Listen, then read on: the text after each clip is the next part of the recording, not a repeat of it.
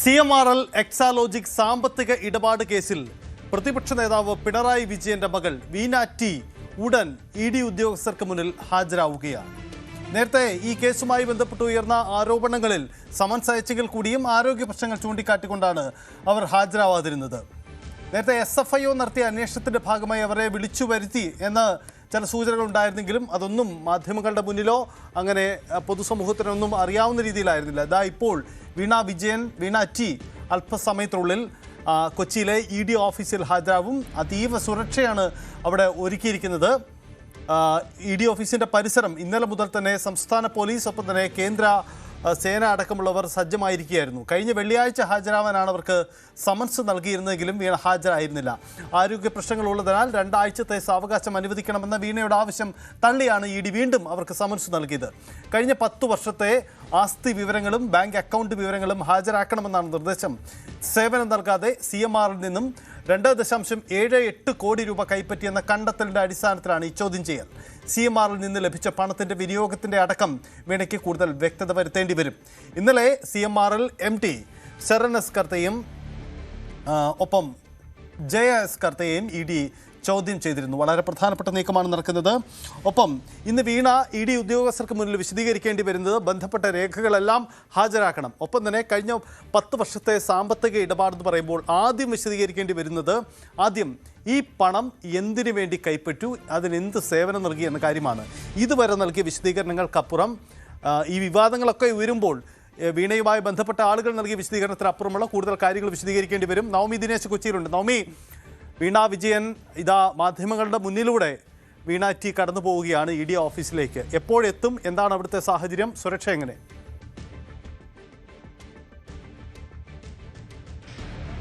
സജിത്ത് എത്തിയിട്ടില്ല. ഇതിപ്പോൾ ഉദ്യോഗസ്ഥയാണ് കടന്നുപോയത്. ED ഉദ്യോഗസ്ഥരെല്ലാം തന്നെ ഓഫീസിലേക്ക് എത്തുന്നുണ്ട്. ഏകദേശം അല്പസമയത്തിനുള്ളിൽ 10:30 ഹാജരാകണമെന്നാണ് ആവശ്യപ്പെട്ടിരിക്കുന്നത്. എന്തായാലും 10:30 മുൻപ് തന്നെ വീണ ടി ഭർത്താവ് മുഹമ്മദ് റിയാസ് MLAക്കൊപ്പം കൊച്ചിയിലെ എൻഫോഴ്സ്മെന്റ് ഡയറക്ടറേറ്റ് ഓഫീസിലേക്ക് എത്തുമെന്നാണ് അറിയിച്ചിരിക്കുന്നത്. എന്തായാലും അവർ കൊച്ചിയിലുണ്ട്. ഏതാനും നിമിഷങ്ങൾക്കുള്ളിൽ തന്നെ ഓഫീസിലേക്ക് എത്തും. നമുക്കറിയാം, ഏറെ നിർണായകമായൊരു ചോദ്യം ചെയ്യൽ കൂടിയാണ് ഇത്. ED നേരത്തെ തന്നെ വീണ വിജയനെ ചോദ്യം ചെയ്യണമെന്നൊരു ആവശ്യമൊക്കെ നേരത്തെ മുന്നോട്ട് വെച്ചിരുന്നു. പക്ഷെ അതിനിടയിലായിരുന്നു CMRൽ കോടതിയെ സമീപിക്കുകയും പിന്നീട് സിംഗിൾ ബെഞ്ചും ഡിവിഷൻ ബെഞ്ചിലും അടക്കം പോവുകയും അവരെല്ലാം ഈ കേസുമായി ED മുന്നോട്ട് പോകട്ടെ എന്നൊരു ഉത്തരവ് പുറപ്പെടുവിക്കുകയും ചെയ്തു.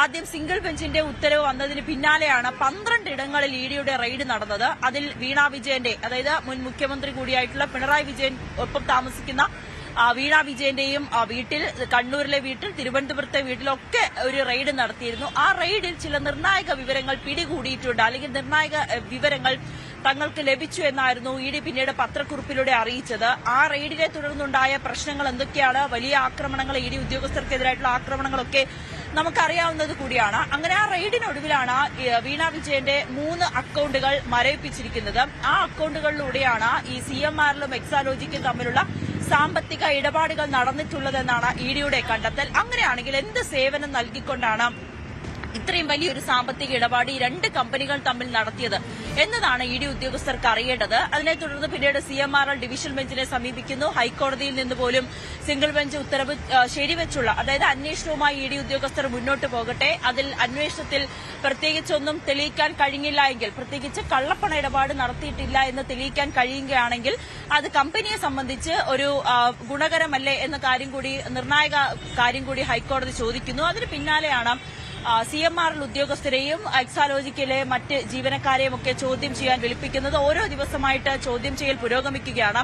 കഴിഞ്ഞ വെള്ളിയാഴ്ചയായിരുന്നു വീണ വിജയനോട് ചോദ്യം ചെയ്യലിന് ഹാജരാകണമെന്ന് ആവശ്യപ്പെട്ടുകൊണ്ട് സമൻസ് അയച്ചത്. പക്ഷേ ആരോഗ്യ പ്രശ്നങ്ങൾ ചൂണ്ടിക്കാട്ടി അന്ന് ഹാജരായില്ല. പകരം മറ്റ് 2 ആഴ്ചത്തെ സാവകാശം ചോദിച്ചുവെങ്കിൽ പോലും ED ആ 2 ആഴ്ചത്തെ സമയം കൊടുക്കാൻ അനുവദിച്ചില്ല. പകരം ഇന്ന് ചോദ്യം ചെയ്യലിന് ഹാജരാകണമെന്ന് ആവശ്യപ്പെടുകയായിരുന്നു. എന്തായാലും അതിന് മറുപടിയൊന്നും നൽകാതെ ചോദ്യം ചെയ്യലിന് വേണ്ടി വീണ വിജയൻ എത്തുമ്പോൾ ഒപ്പം മുഹമ്മദ് റിയാസ് MLA കൂടി, ഭർത്താവ് കൂടിയായിട്ടുള്ള മുഹമ്മദ് റിയാസ് MLAയുടെ ഒപ്പമായിരിക്കും വീണ ടി ചോദ്യം ചെയ്യലിന് ഹാജരാകുക. ഇനി വീണയെ നേരിടുന്ന ചോദ്യങ്ങൾ, ഈ എന്ത് സേവനമാണ് CMRലും എക്സാലോജിക്കും തമ്മിൽ നടന്നത് എന്നതിലൊരു ഉത്തരം നൽകിയേ മതിയാകൂ. പ്രത്യേകിച്ച് നിർണായകമായിട്ടുള്ള വിവരങ്ങൾ, ചില തെളിവുകൾ ED കണ്ടെത്തിയിരിക്കുന്നു എന്ന് പറയുന്ന സാഹചര്യത്തിൽ അതിനൊക്കെ കൃത്യമായിട്ടുള്ള ഉത്തരം നൽകിയേ മതിയാകൂ. കഴിഞ്ഞ ദിവസമാണ് CMRലെ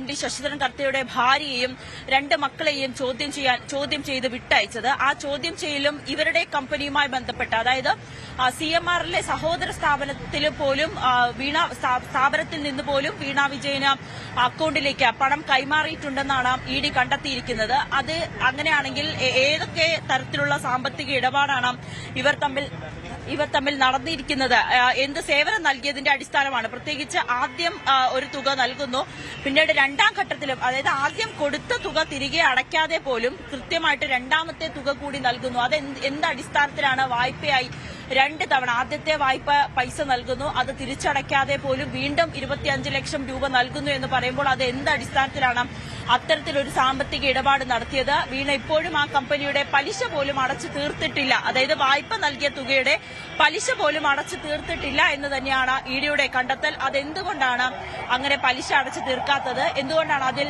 CMR പോലുള്ള ഒരു കമ്പനി എക്സാലോജിക്കെതിരെ നടപടിയെടുക്കാത്തത്, വീണ വിജയനെതിരെ നടപടി സ്വീകരിക്കാത്തത് എന്നീ ചോദ്യങ്ങളൊക്കെ ബാക്കിയാകുമ്പോഴാണ് അവിടെ ഈ ചോദ്യം ചെയ്യലും അത്രയേറെ നിർണായകമാകുന്നത്. ഈ CMRലെ മാത്രമല്ല, CMRലെ സഹോദര സ്ഥാപനമായ എംപവർ ഇന്ത്യയിലും അനധികൃത പണമിടപാടുകൾ നടത്തിയിട്ടുണ്ടെന്നാണ് ED കണ്ടെത്തിയിരിക്കുന്നത്. അതിൽ CMR MD ശരണസ് കർത്തയും ശശിധരൻ കർത്തയുടെ ഭാര്യ ജയ എസ് കർത്തയും മകളെയും ഒക്കെ കഴിഞ്ഞ ദിവസങ്ങളിൽ ചോദ്യം ചെയ്ത് ഏറെ വൈകിയാണ് ഇന്നലെയും ഒക്കെ അവരെ വിട്ടയക്കുകയും ചെയ്തത്. 10 വർഷത്തെ ആസ്തി വിവരങ്ങൾ, ബാങ്ക് അക്കൌണ്ടുകൾ ഇതെല്ലാം ഹാജരാക്കണമെന്നാണ് വീണ ടിയോട് ED ഉദ്യോഗസ്ഥർ ആവശ്യപ്പെട്ടിരിക്കുന്നത്. 2.78 കോടി രൂപയുടെ സാമ്പത്തിക ഇടപാട് CMRലും എക്സാലോജിക്കും തമ്മിൽ നടത്തിയെന്നാണ് ഇപ്പോൾ EDയുടെ കണ്ടെത്തൽ. അതിന്റെ അടിസ്ഥാനത്തിലാണ് ഈ ഒരു ചോദ്യം ചെയ്യൽ. കൃത്യമായിട്ടുള്ള തെളിവുകൾ വീണ ടിക്ക് EDക്ക് മുന്നിൽ ഹാജരാക്കിയേ മതിയാകൂ. ഇനിയിപ്പോൾ ചോദ്യം ചെയ്യലിന് സഹകരിച്ചേ മതിയാകൂ. കൃത്യമായിട്ടുള്ള ഒരു ചോദ്യാവലി തന്നെയാണ് ED ഉദ്യോഗസ്ഥർ തയ്യാറാക്കി വെച്ചിരിക്കുന്നത്. അതിലാവശ്യമായിട്ടുള്ള തെളിവുകളടക്കം ഹാജരാക്കണമെന്നായിരുന്നു ED ഉദ്യോഗസ്ഥർ സമൻസിലൂടെ വീണ ടിക്ക് അറിയിച്ചിരിക്കുന്നത്. എന്തായാലും ഇന്നത്തെ ഒരു ചോദ്യം ചെയ്യൽ അതേറെ പ്രാധാന്യമാകുന്നത്, മറ്റൊരു രാഷ്ട്രീയ പ്രാധാന്യം കൂടി കൈവരുന്നത് മുൻ മുഖ്യമന്ത്രി പിണറായി വിജയന്റെ മകളാണ് വീണ ടി. വീണ ടിക്കെതിരെയാണ് ഇത്തരത്തിലൊരു കേന്ദ്ര ഏജൻസിയുടെ അന്വേഷണം വരുന്നത്. അത് പലതരത്തിലുള്ള വ്യാഖ്യാനങ്ങൾ, അത് വലിയ രാഷ്ട്രീയ ആയുധമാക്കിയൊക്കെ ഇതിനെ പറയുന്നെങ്കിൽ പോലും അതിനപ്പുറത്തേക്ക് വന്നാൽ, ഈ കേസിനെ കുറിച്ച് വന്നാൽ, അല്ലെങ്കിൽ ഒരു അന്വേഷണത്തിനെ കുറിച്ച് വന്നാൽ കൃത്യമായിട്ടുള്ള തെളിവുകളുടെ അടിസ്ഥാനത്തിൽ തന്നെയാണ് വീണ ടിയെ ചോദ്യം ചെയ്യാൻ ED ഉദ്യോഗസ്ഥർ വിളിപ്പിക്കുന്നത്. ശശിധരൻ കർത്തയെ ഇതുവരേക്കും ചോദ്യം ചെയ്തിട്ടില്ല, കാരണം അദ്ദേഹം ആരോഗ്യ പ്രശ്നങ്ങളെ തുടർന്ന് ആശുപത്രിയിൽ അഡ്മിറ്റാണ്. തൽക്കാലം ഹാജരാക്കാൻ കഴിയില്ല എന്നൊരു മറുപടിയാണ് ശശിധരൻ കർത്ത നൽകിയിരിക്കുന്നത്.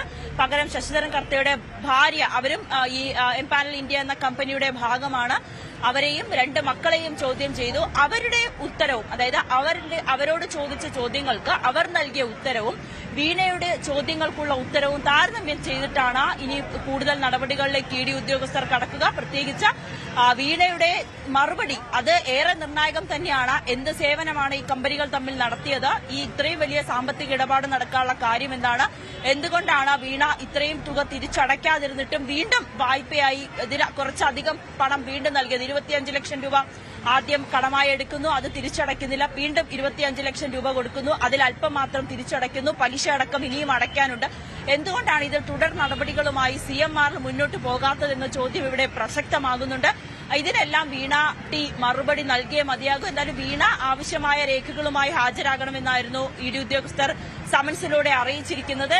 നേരത്തെ തന്നെ, അതായത് ഈ ഉത്തരവ് വന്നതിന് പിന്നാലെ തന്നെ 12 ഇടങ്ങളിൽ ED റെയ്ഡ് നടക്കുന്നു. പിന്നീട് ഓരോ ദിവസങ്ങളായിട്ടുള്ള ചോദ്യം ചെയ്യൽ പുരോഗമിക്കുന്നു. അതിനൊടുവിലാണ് ഇന്നിപ്പോൾ വീണ ടിയെ ചോദ്യം ചെയ്യുന്നതിന് വേണ്ടി ED ഓഫീസിലേക്ക് വിളിപ്പിച്ചിരിക്കുന്നത്. ഉദ്യോഗസ്ഥരെല്ലാം എത്തിക്കഴിഞ്ഞു. 10:30 എത്തണമെന്നാണ് വീണ ടിയോട് ആവശ്യപ്പെട്ടിരിക്കുന്നത്. എന്തായാലും വീണ കൊച്ചിയിലെത്തിയിട്ടുണ്ട്. അല്പസമയത്തിനുള്ളിൽ തന്നെ ചോദ്യം ചെയ്യലിന് ഹാജരാകും. ED ശേഖരിച്ച വിവരങ്ങൾ അടക്കം നിരത്തിവെച്ചുള്ള ഒരു ചോദ്യം ചെയ്യൽ തന്നെയായിരിക്കും ഇന്ന് കൊച്ചിയിലെ എൻഫോഴ്സ്മെന്റ് ഡയറക്ടറേറ്റ് ഓഫീസിൽ നടക്കുക. പ്രത്യേകിച്ച് നമുക്കറിയാം 10 വർഷത്തെ ആസ്തി വിവരങ്ങൾ, അതുമായി ബന്ധപ്പെട്ട അനുബന്ധ രേഖകൾ ഇതെല്ലാം തന്നെ ഉണ്ട്. അതോടൊപ്പം തന്നെ SFIO കണ്ടെത്തിയ, ഈ കേസുമായി ബന്ധപ്പെട്ട് SFIO കണ്ടെത്തിയ തെളിവുകളെല്ലാം തന്നെ 100-ലധികം തെളിവുകളുണ്ട്. ഇതെല്ലാം തന്നെ നേരത്തെ കോടതി മുഖേന തന്നെ ED അത് വാങ്ങിയിട്ടുമുണ്ട്.